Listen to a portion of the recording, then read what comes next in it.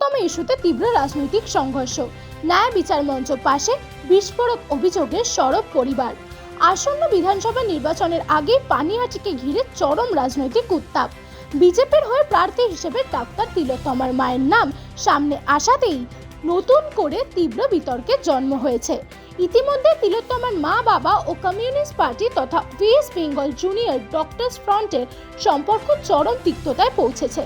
এই আবহে তিলোত্তমার পরিবারের ডাকে তাদের পাশে এসে দাঁড়ালো ন্যায় বিচার মঞ্চ, যা গোটা ঘটনায় নতুন মাত্রা যোগ করেছে।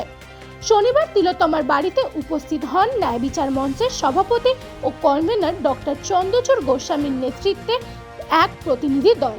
তাদের সঙ্গে ছিলেন কোক নভেনের অনামিকা মণ্ডল, প্রিয়ব্রত ভট্টাচার্য ও শ্রীমন্ত পালি। সৌজন্য সাক্ষাতের পাশাপাশি পরিবারকে সম্পূর্ণ সমর্থনের আশ্বাস দেন তারা।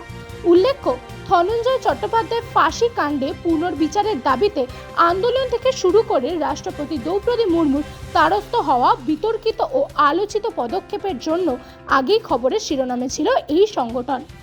এই সাক্ষাতের পর বিস্ফোরক অভিযোগ করেন ডক্টর চন্দ্রচূড় গোস্বামী। তার দাবি, প্রথম দিন থেকে কমিউনিস্টরা চায়নি তিলোত্তমা ন্যায় বিচার পাক, বরং এই ঘটনাকে কাজে লাগিয়ে রাজনৈতিক ও আর্থিক লাভ তোলাই ছিল তাদের উদ্দেশ্য।